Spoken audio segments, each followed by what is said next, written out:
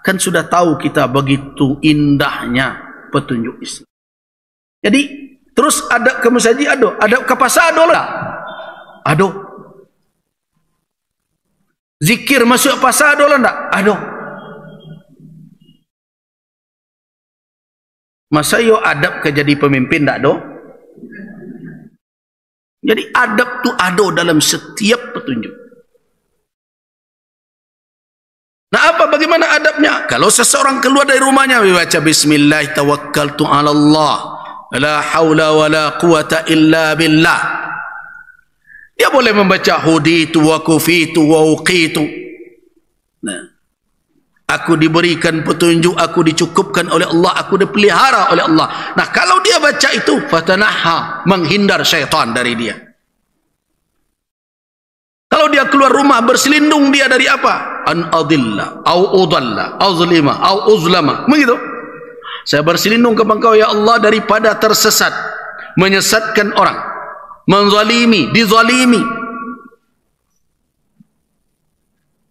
Jadi seorang muslim menjaga hal itu. Nah, ketika dia masuk ke dalam masjid, dia baca zikir, a'udzubillahil azim wa biwajhihil karim wa sultanihil qadim minasyaitonir rajim. Bismillah wassalatu wassalamu ala Rasulillah.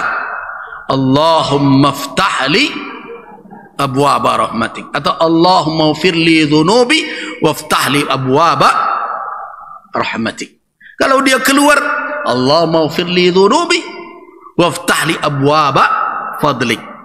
Nah, kalau setiap orang menjaga adab itu 5 kali itu sehari semalam, kira-kira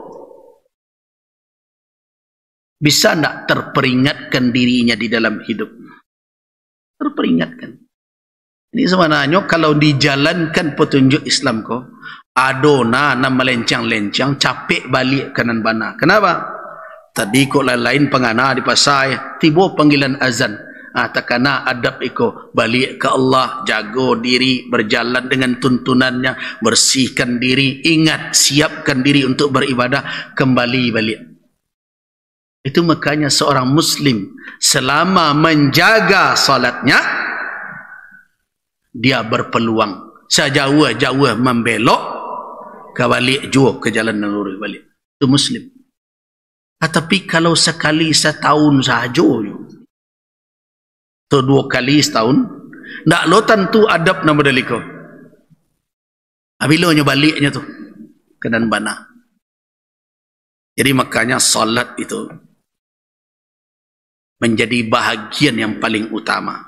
Jangan tinggalkan. Tu makanya orang tua-tua wak dulu kalau pai merantau anak ana dipesankan, jangan tinggal sembahyang dak keceran gaya wak dulu. Salat. Tu makanya orang Minang dahulu dima pun merantau, ana menjadi tapatan sebelum dapat duk samang surau. Tu dulu. Ikon ala lupa banyak orang Minang, lupa jo surau. Akhirnya kalau orang lupa jo surau, duduknya dari pagi sampai patang di lapau. Orang dulu lah palapau jo, tapi bawa wakatu. Baku tiko ketiko, tibo di azan berkumandang, nyoka surau lai. Kau indak kini, celilah nak muda. Kalau lalu duduk di kafe itu dari pukul ampe, keluar pukul 10 malam, kira-kira di masarnya. Bisa dijamak kamgari itu. Nah, megari kaisa memangnya ke menjamaknya rumah sebalik itu. Anan terjadi. Hidup sanu dari pagi sampai malam di lapau, lupa jo surau. Orang tua-tua dulu baanannya kepala pau, tapi mereka lain ada jo basurau. Nah, karena itu kehidupan dunia Bapak dan Ibu perlu didinginkan gejolaknya. Nah, keberadaan awak ketika mulai panggilan azan, awak jalankan tuntunan syariat untuk datang ke rumah Allah dengan adab seperti itu, insya Allah sajuknya balik gejolak seruan dunia tadi. Itu yang diharap. Jadi orang itu telah siap ketika dia berjalan dari rumahnya menuju ke rumah Allah untuk beribadah. Lah siapnya. Tapi dengan catatan jaga. Terakhir, saya mengingatkan kita semua bahwa di dalam perjalanan hendaklah sibuk dengan berzikir kepada Allah. Dengan itulah ia menyiapkan dirinya untuk beribadah secara qalbiyah. Tadi kan adab lahir tuh. Wudu dahulu, bersiwak, berwudu, pakai pakaian yang indah, bagus. Keluar dari rumah dengan berdoa, bertawakal kepada Allah. Kemudian perbanyak zikir kepada Allah Subhanahu wa taala. Untuk apa memperbanyak zikir? Untuk membalikkan suasana batinnya yang tadi mungkin terseret oleh urusan duniawi, kini berbalik maduk ke arah akhirat.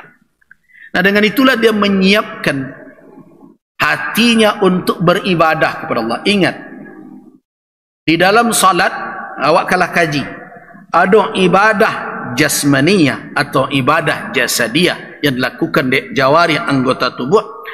Ada ibadah ruhiyah yang dilakukan oleh kalbu kita. Apa tu? Dua, niat dan khusyuk, ya kan?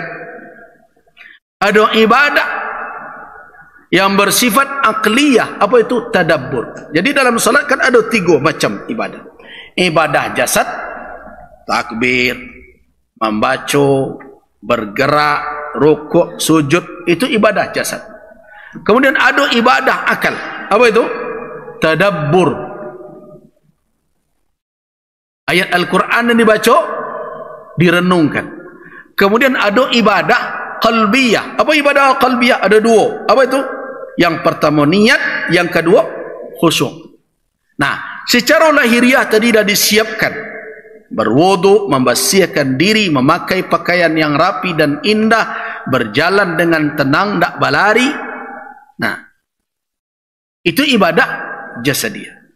Sedangkan ibadah akliyah apa? Amidan, jangan diputar-putar arah tujuan, lurus maduk ke masjid. Artinya apa? Amidan ilal masjid, sengaja, jangan diberi ruang singgah ke suak, singgah ke kidal, lurus. Sengaja itu.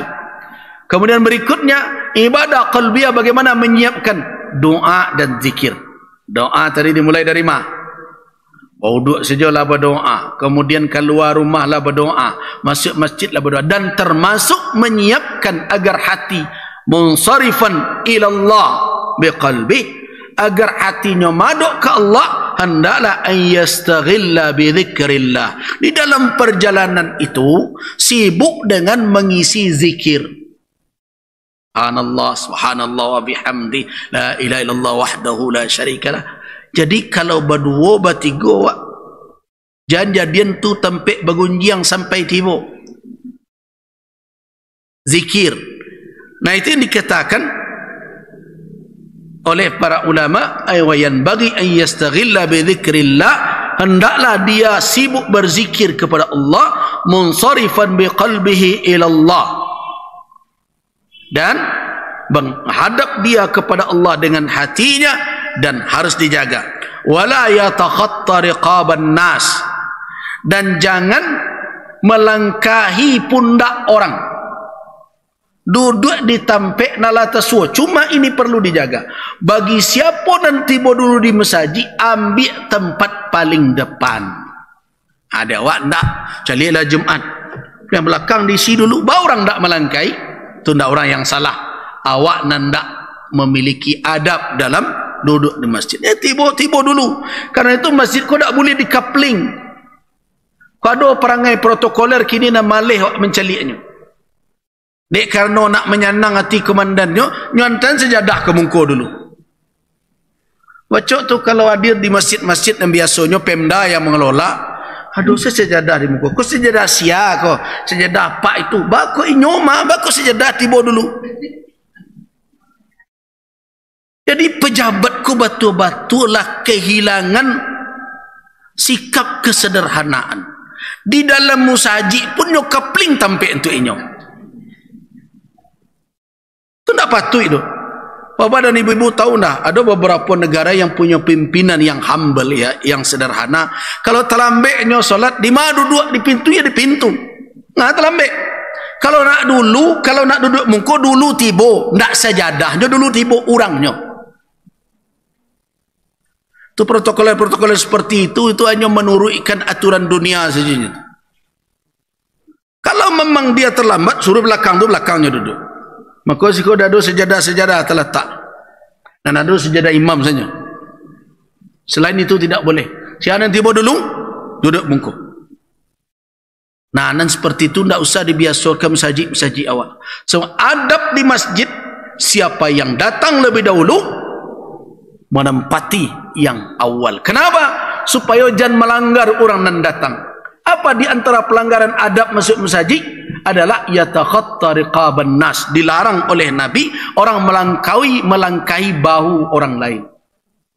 Tapi kalau model itu perangai duduk di belakang, siapa hendak ke melangkahi bahu awak. Jadi apa-apa tu hari Jumat kalau tiba dulu duduk mungko. Olah disirang sejadahnya, lipik sejadah tu duduk situ. Mau orangnya tersarahnya balik kau tiba kemudian kuas tidak dapat. Bagus si kau duduk ikut rumah Allah. Tak perlu pakai VVIP dan VIP di sekolah. Nah, ulama pun tiba terlambek duduk lekang. Harus dijaga. Ambo berulang kali kadang dalam perjalanan terlambek. Dulu pernah naik di Pekan Raba'ah tu naik kata solat. Jadi di belakang. Kalau tiba khatib nampak, khatib dah tahu dah buya. Saya tu alai, celik. Lah sudah turun buya jadi imam terlambek. Ambo terlambek tadi taruh sajalah. Ini perlu awak harus dimuliakan, diapakan orang, dikedepankan orang, ditampik dan disiko. Orang yang datang lebih dahulu lebih terhormat daripada orang yang datang kemudian, walaupun pangkeknya di dunia raja sekalipun. Ingat itu. Jadi jangan dirubah protokoler musajid. Protokoler musajid itulah ada di dalam syariat. Tak perlu dibuat protokoler baru. Jadi apa-apa dan terhormat itu, kalau nak terhormat di musajid, dulu tiba. Jangan kemudian tiba awak minta je terhormat pada mungko. Di masjid tidak ada saf VIP untuk orang tertentu. Itu yang perlu diingat. Demikian, ada satu ya. Saf VIP ada kan? Ada orang yang mengatakan, ada biasa untuk orang nan alim di belakang imam. Itu tidak boleh diisi melainkan oleh orang yang bisa menggantikan imam. Tapi bukan VIP karena pangkeknya, tapi karena ilmu dan kealimannya.